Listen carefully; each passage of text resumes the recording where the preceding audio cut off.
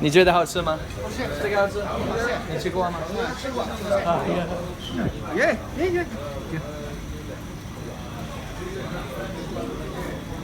哇塞，那么奇怪。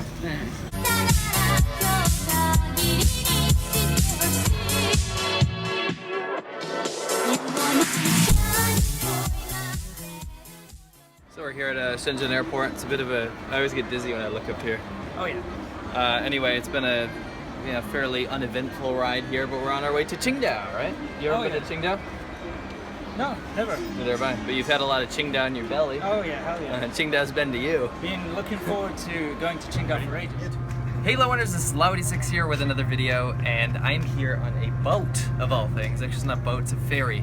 And I'm very, very, very far from my home province of Guangdong. Actually, we're probably about 3,000 or 4,000 kilometers all the way up north here in Shandong province. And this is a province that I've actually never been to. And the whole thing is, whenever I go to a new place, I like to cover it kind of in a bit of depth. And since Winston and I just finished riding across the entire province, probably over about 500 kilometers or so, I feel like I have a kind of decent impression.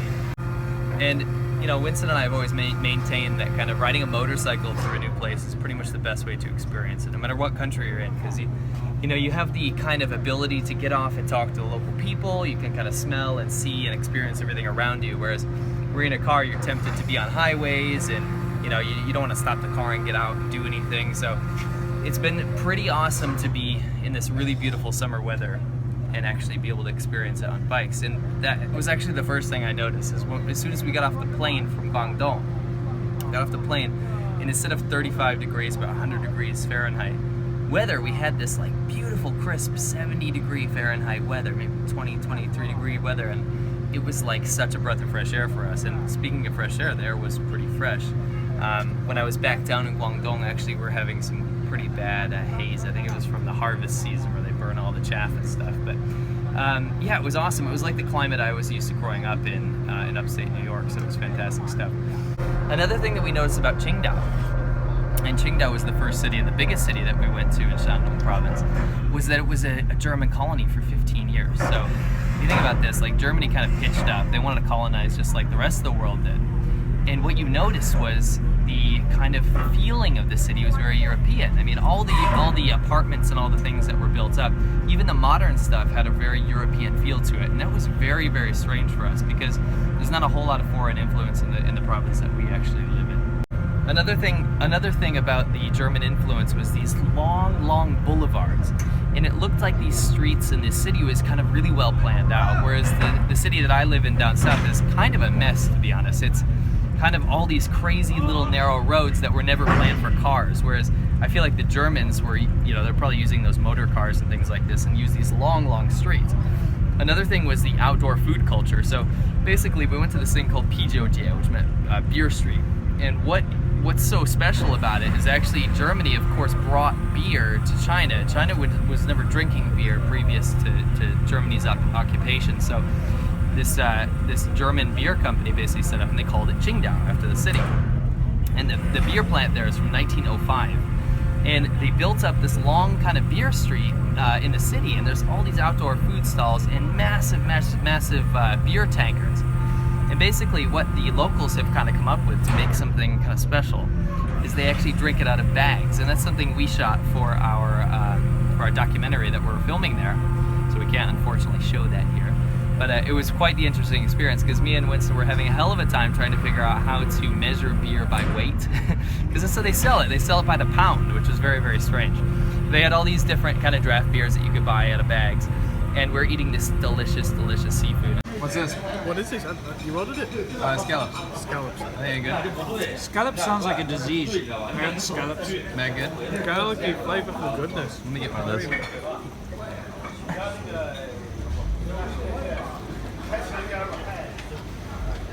That's awesome. Way better than where I live. That's fantastic stuff. Great scallop. Nobody I was with, unfortunately, likes seafood, so it was all for myself. But I'm used to paying about $20 per dish of seafood down south, and we also live near the coast. But there was something about, I don't know, it was the taste of the seafood is fresher, and also the prices were a lot cheaper too. So we're paying a few dollars per dish of seafood. So that was really special too. I mean, the clams, the scallops, everything was super, super good. Winston and I are used to getting recognized by subscribers when we're either in Hong Kong or Shenzhen, once in a while in Huizhou. But the craziest thing was getting recognized by subscribers 3,000 or 4,000 kilometers from where we live, because you forget that, you know, the foreigners here in China are spread out all over to different cities and stuff, and there's quite a few of them in Tsingtao. And we met a few foreign subscribers that actually came up and said hi, and they were kind of hesitant because they weren't sure it was us. They actually said to Winston, they were like, "Yeah, are you that guy in the suit that makes videos about China?" He's like, "Yeah, that's me." You know, it's kind of strange. But we also had some Chinese subscribers that came up to us, and recently there's been a lot of negative comments for a lot of the videos we've been putting out. But one particular Chinese guy, and shout out to you, I believe his name is Simon. He said, "Thank you for bringing China to the rest of the world. Thank you for making realistic videos about China and not bullshit videos." And that was awesome. It felt so good to hear that from a Chinese subscriber. But anyway, after all this beer street and all this kind of European influence stuff, we actually ended up on this really epic hike up this mountain. Check this out, guys. This is absolutely gorgeous. Tsingtao is a very beautiful city, and it's on the coast, and we're climbing this mountain right now, and it's just crisp, beautiful weather.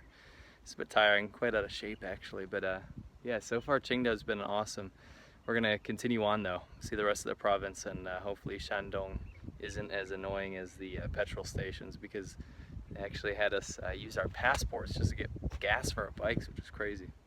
But we checked the map and it looks like we'll be following this coast here all the way to the next city, a few hundred kilometers away, so really looking forward to that. It's been nice to be back on the motorcycle especially. And I can't tell you what we're doing up there, but it's definitely one of the coolest scenes Winston and I have ever shot for these 2 seasons of this TV show. And when we were up there, I gotta tell you, the vistas were unbelievable. I mean, just the most beautiful ocean vistas you've ever seen in your life, with these kind of villages dotted along around the beach, and it was absolutely spectacular. I could see myself spending a lot of time there, and I felt quite lucky to be there. It also made me kind of down that, you know, down south we have quite nice beaches and stuff, but these were pristine and gorgeous, and the weather was very, very comfortable. I was very, very happy up there. Now, as Winston and I left the biggest city in the province, which was Tsingtao, we expected the same thing that we expect all the time, basically, and that is, when you leave a main city in China, basically what happens is the roads go to crap, there's potholes, the litter picks up because the city planning is not quite there. People burn garbage, things like plastic and stuff, and in general, like, the conditions just get worse. But that wasn't the case here in Shandong province. I mean, like I said, we rode around for about 500 kilometers across the province, and we noticed just pristine roads, amazing village planning, everything was very organized. There were street cleaners pretty much everywhere. We didn't find one piece of litter on the side of the road, basically. And the bushes and trees and everything were perfectly manicured. It was almost like I don't know, it was almost like a communist dream or something like that. But everyone was super, super friendly. And instead of people kind of blindly saying, "Oh, your Chinese is so good," like, people were genuinely curious, and I would say had a confidence to them that we don't find down south. But one real big issue when we were communicating to people throughout the entire area, something that Winston didn't really have to deal with because of his experience hearing all kinds of weird dialects in South Africa, was me trying to understand these people. Now, the embarrassing thing is that you get cocky, because I speak Mandarin Chinese and I speak it quite well. But when you go to a new place, oftentimes they'll have their own dialect. Now, the place that we were in doesn't really have a dialect. You can call it Shandong dialect, but they speak Mandarin Chinese, the language that I speak. But it was very difficult to understand because I live so far away. There's quite a few differences in the way they pronounce it. I noticed that erhua, they call it, they basically put an R onto everything. So instead of saying 多少钱, which means how much is this, 钱 is money, they would say 多少钱, right? I have absolutely no idea a lot of the times that people were saying stuff. I had no idea what they were saying to me, and I'm slowly starting to get used to it, and I hope the Mandarin kind of gets a little bit more clear from now on. But yeah, that was very, very strange. But one of the final things I want to say was, when we ended up in a very, very poor region of the province, we're not allowed to say where it was, the producers are over there spying on us. Basically, we ended up at this fishing village, and they have some real amazing specialty type stuff there. But without giving too much away, I can say that to experience the lifestyle that these people have been living for 100 years, it pretty much hasn't changed a whole lot. And to meet these people that were willing to go out of their way to kind of show us, you know, maybe not out of pride, but out of you know, wanting to show a newcomer into their town what they do, like with genuine interest in generosity. It was mind-blowing stuff, and it's something I'm not quite used to when I'm traveling around down south. So these pristine beaches, these unbelievable waters out in the boats, fantastic seafood. I can't even tell you enough. When we had some of these dinners prepared for us, I think we paid like $20, maybe less than $20 to stay at this guy's house and get 4 square meals, all of which were like really expensive type seafood. Obviously not expensive for them because they harvested themselves, but it was really, really amazing stuff. Now, to round it out today, we had a pretty tough morning ride all around the coast, and although it was a bit windy, we got to see some absolutely amazing cities. And I gotta say, like Weihai and Yantai, these 2 cities that we went to, we're in Yantai right now getting on this ferry, looked very, very first world. The beaches were spectacular.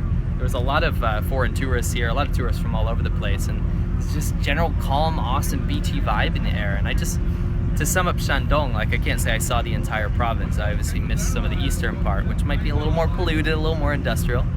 But all in all, I gotta say, this province kind of blew me away. I didn't have a whole lot of expectations of this place being like anything special, but it's absolutely up there on one of the better places I've been in China. So if you guys have a chance to check it out for yourself, I'd absolutely recommend doing so. Anyway, you guys gotta wish me luck, Laowinners, because we are about to really enter the difficult part of the trip. We didn't know if Shandong was gonna be crazy or not. Turned out to be pretty awesome, but we're gonna head into some more difficult areas.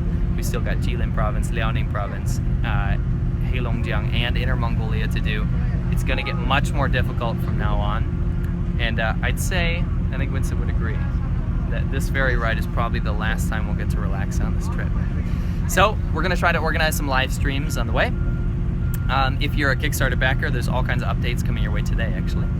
And I really, really appreciate you sticking through this. It's going to be difficult for me to put out consistent videos, but I'm going to do my best. And I want to say thank you so much, Laowinners, and I will catch you on the next one.